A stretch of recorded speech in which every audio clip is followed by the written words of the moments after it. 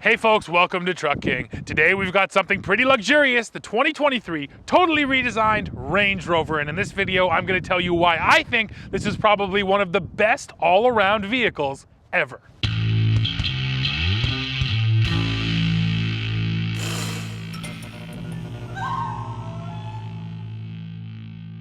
Powering this Range Rover is a twin turbocharged 4.4 liter V8 making 523 horsepower and 553 pound-feet of torque. And one of the interesting notes here, this is actually a BMW engine. Land Rover decided to tap BMWs for its new generation of V8s, and they had to make a couple little changes. First of all, they brought the air intake up because of the water fording capability of this vehicle, and then they also changed up the oil sump system to make sure that all the parts could be oiled when this thing is off-road at steep angles or just banging around.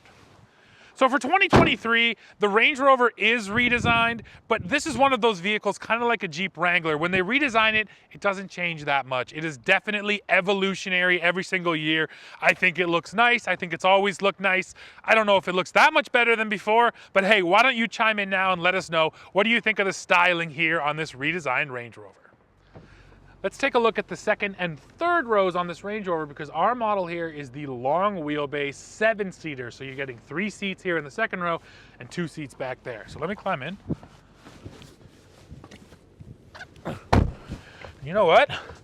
I got loads of space here, enough knee room. This seat's quite a bit back as well. I have actually quite a bit of headroom considering this is a huge panoramic sunroof up here. Yeah, I'm comfortable back here for sure.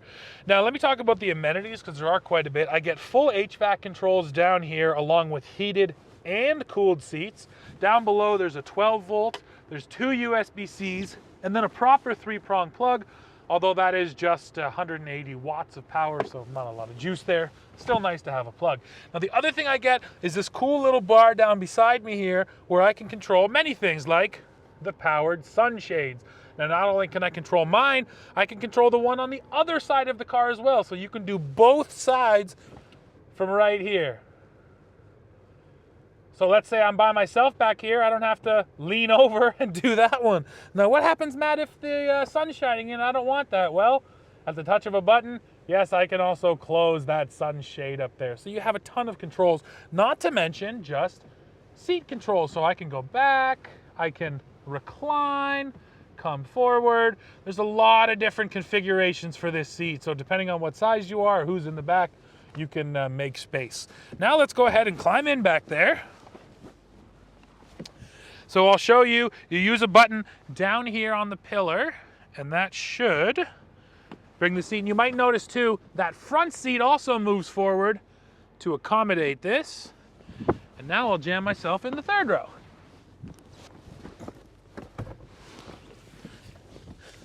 So, I do not have enough headroom. I stand at 6'2", and sadly I am jammed into the roof back here. My knees are also pretty high up here, so not a lot of comfort right there. The floor could be a little bit lower. Yeah, sadly, I don't really fit great back here. Enough knee room to the seat in front of me, so that's actually really good. But this is a problem. And this is just, I think, a result of the design of the Range Rover. It's got that sloping rear roof, so up there it's fine. Back here it comes down. Rear seat definitely only for shorter people. But I also should tell you what I get back here, because I get cup holders. Yes, I have a heated third row. How awesome is that? And then I also have power here too. So I can also control that power tumble of the second row when it comes time to hop out of my third row. And I even have a little vent right here right on my face. So you do get quite a bit of controls. And now it's time to get up because I'm pretty uncomfortable. Let's check out the back end of this Range Rover now. Of course, everything back here is powered, and you do get this cute little tailgate here. Now, the only real advantage I see is that it's going to work as a bit of a load stopper, so if you do have something in back here, groceries or something, well, they're not just going to roll out like they would with the traditional hatch. Of course, that little tailgate is also powered, and just to prove to you guys that it is pretty strong, yes, I can sit on it. So now, of course, all the seats back here are powered too. I do have one button to drop all 4 of them, which is pretty cool, and you can just go bam. And there they go. I have my child seat up front, so that one won't drop. But now you can see just how much space you get back here, and there is quite a bit of space in this long wheelbase version once you drop that third row, which is nice. Now the other controls I have back here have to do with, first of all, trailer lighting. So if you're hooking up a trailer at night, you can hit that and the lights at the back of the vehicle will illuminate. And then the other two buttons are for the air suspension, but specifically the rear air suspension. And you can kind of see where the tailgate is in relation to me. So first, let's take it all the way up.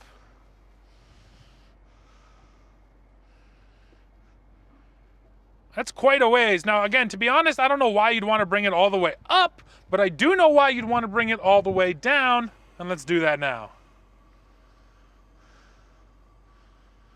It's pretty quick, too, as air suspension goes. So you can see it's dropping, dropping. And there it is. And honestly, the simple reason is I just bought myself quite a few inches. So if I'm lifting heavy things into the back of this vehicle, it's truly going to make it that much easier to load up this rear end, and then you can take off. So that's something I think I've only seen Land Rover do, but I think it's a kind of a smart feature. Why not take advantage of that air suspension? And then when it comes time to close it down, once again, all powered, and away we go.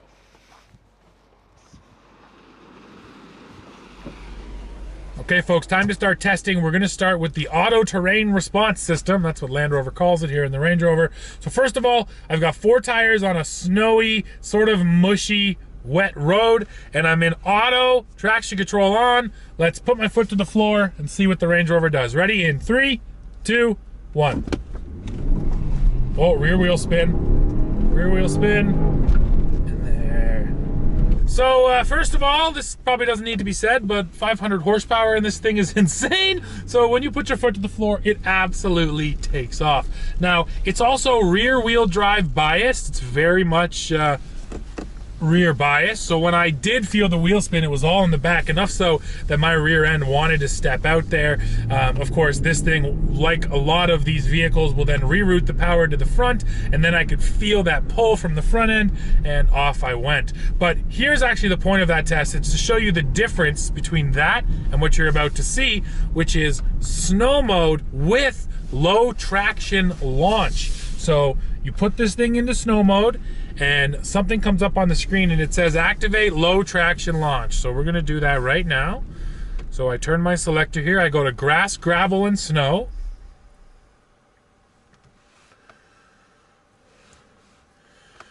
And now, yeah, it pops up here. Do you want to activate low traction launch? Start low traction launch. Low traction launch on. Okay, ready? So this is snow mode with low traction launch. Now, it does say right here on the screen, apply accelerator gradually until vehicle moves away from rest. That's not what I want to do. I'm going to go foot to the floor again. We'll see how it deals with it. Ready? Here we go. And there's all the power. Well, yeah, it's a dramatic difference, guys. What it's doing is not only is it making sure that power is getting down to all 4 wheels right away, it's also rolling on the power. So it told me to roll on the power, but even though I just floored it, it still had this gradual kind of slow movement off of the line, and then the power comes on, and that just means that you're not going to get squirrely. So I think these systems work really well these days because you can just set it for snow mode because there's snow on the road, and the vehicle does so many little things to make it that much safer and more comfortable to drive in that nasty weather. All right, now for just a little bit more testing. This thing does have dynamic mode, and of course that means it's very much rear wheel drive biased. So I put it in dynamic, I shut the traction off. I just want to see what kind of donuts it can do.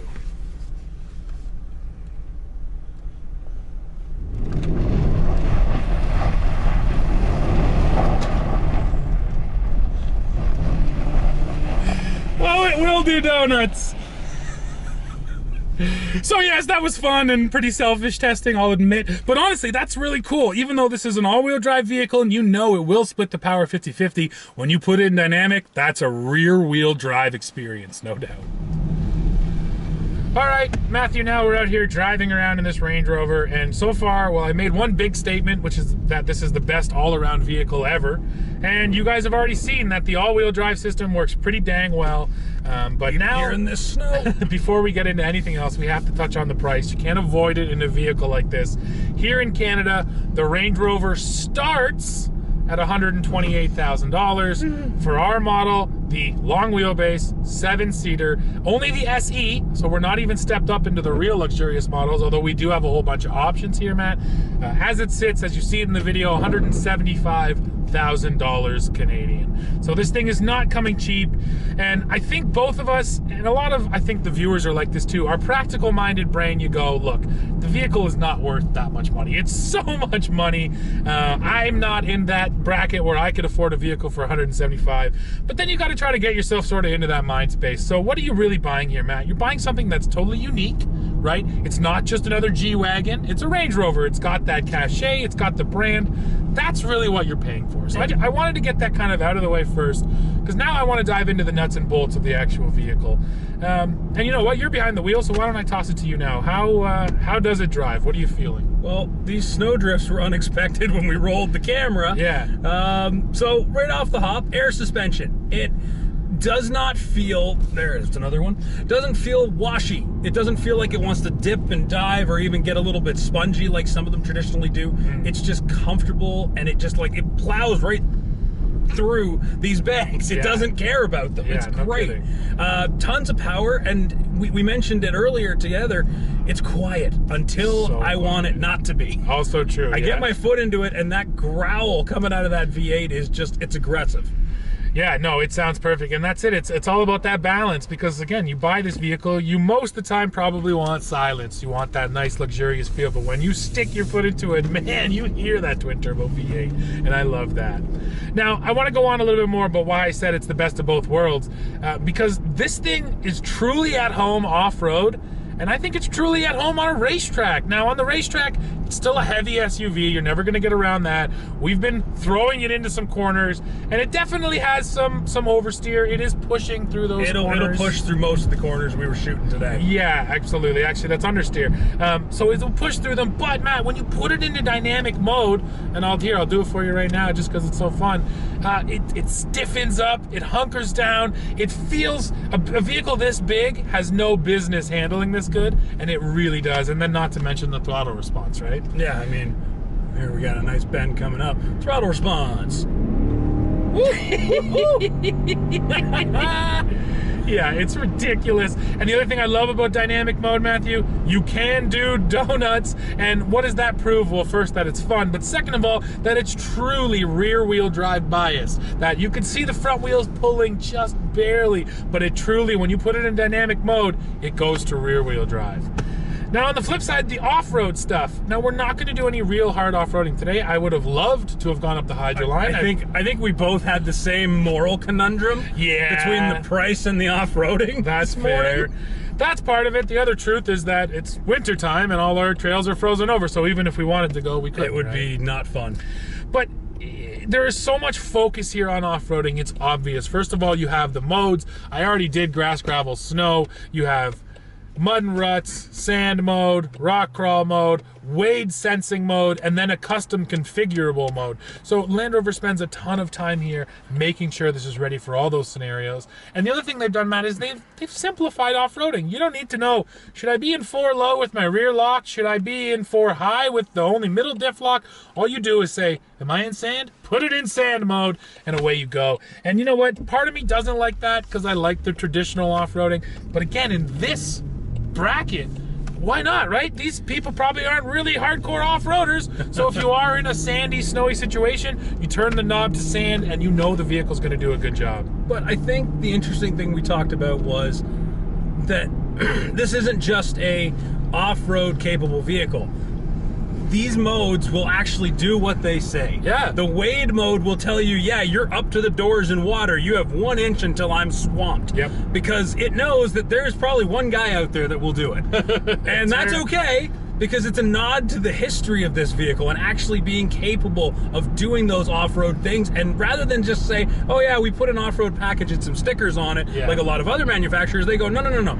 It's the most luxurious car, most best driving you're gonna love on-road, but if you want to take it off-road, you can bury it up to the doors and you're good. Yeah, absolutely. And it's funny in a way that the G-Wagon is the same, and that the G-Wagon, again, a vehicle that's incredibly capable off-road, has risen to this ultra luxurious status. I don't know if those things are tied together. Maybe it's just the thought of, hey, I know I could go do that stuff, and that's what makes these vehicles kind of fall into that stratosphere. But that's an interesting tie together. And I think while we're talking about that, I think the G-Wagon is the most clear competitor here. Of course, there's the big German SUVs, but I think G-Wagon, just because of that off-road ruggedness, that's what I would definitely compare Range Rover to. I want to take a look at the camera systems now, and the first one I'm going to show you is right here. It's this augmented reality kind of 3D view.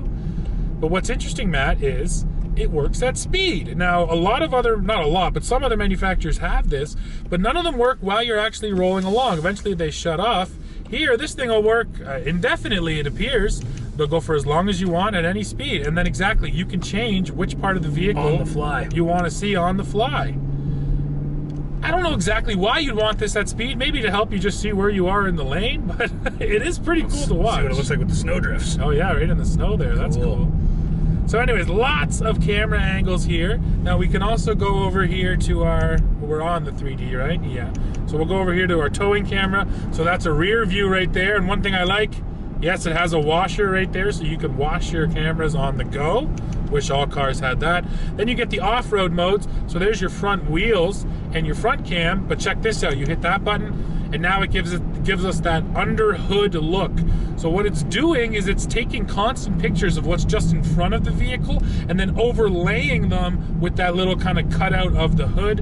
And at 80 kilometers an hour. At speed. And that's a great point, because Lexus has this system, Matt, but when I use it, it was super finicky and it would only work at super slow speeds. So Land Rover said, nope, we're gonna let this thing work at high speeds, which is pretty cool. But where this is cool is if you're picking along a rock trail, Matthew, and you roll over some rocks, well, they're not gonna move underneath your vehicle, so you're gonna have a really good picture for where your tires are kind of in relation to the rocks, which, yeah, I think that's great. You know, it's hard to complain about camera views, right? More views are always a good thing. Especially like we mentioned before, if you can summon the courage to take this off-road, it would be great to not wreck the truck, and things like this will definitely help. Absolutely. So Matt, I think we've established the drive here, whether you're on-road, off-road, sloppy weather, winter conditions, on the racetrack, it's really good. Like, it's very hard to find things to complain about from behind the wheel. So now let's move on a little bit just to sort of the interior in general. Now, I think Land Rover's thing, and kind of the British thing, has always been understated luxury. Whereas the Germans tend to go more buttons, more screens, more lights. The British tend to go less and try to make it look simplistic. And I think they've still pulled that off. It is a very clean design in here. It's very attractive, great materials, love this leather. Lots of color tones. Yeah. Was my first takeaway when I got in. They're certainly not out of each other's palettes. You know, grays, blacks, these muted chromes, the browns, the leathers, the woods. They're all on the same, you know, spectrum, but a lot of different tones. Where, you know, in some cars you'll get two. You get a white and a black. You get a black and a brown. Yeah. That's it. I like that it kind of blends throughout. Yeah, a ton of different materials. And then just overall seat comfort. Like, I just got in from shooting drive-bys and went, oh man, this seat is really nice. Like, it's noticeable how comfortable it is. Yeah. You get the controls over here on the doors too, and you can control these things in a million ways. They're not the massaging seats with hot stone massage that you can get on the autobiography model, but still pretty dang comfortable that way. Can we talk about the heated windshield in Canada? Yes, this is such a good feature for us. So nice. We've had a cold, snowy week, and you notice it right away. You flip on that heated windshield, and all of that ice, all the stuff you're normally scraping away, Matt, is just gone. And then the other thing too is you don't have to get out there and chip off your actual windshield wipers and make sure they're good. risk damaging them. Yeah, again, this is nothing new, right? JLR's had heated windshields for the longest time, but it's just such a smart feature. I wish more brands would do it. Now, the funny thing about heated windshields is once someone tells you about it, and then you notice the little wires running through the windshield, you can't stop seeing them. Exactly. So sorry if you have one and I just ruined it for you. But yeah, outside of that one little thing, and it's not that big a deal, man, it's such a nice feature. Well, folks, we've come to the end of this one, and at the end of the day, Matt, I'm very impressed with this Range Rover. Everything's been great, and yet for 175, everything better be great, because that's just the kind of price classification we're up to now. But yeah, if you want something a little different than what you're going to find from America or Germany, here's your best option. So yeah, like I said, that's it for this one, folks. Why don't you go below? Let us know what you think of the Range Rover. As always, while you're down there, don't forget to hit like, hit subscribe, hit join to become a member, and then come right back here to Truck King to see what we're testing next. See ya.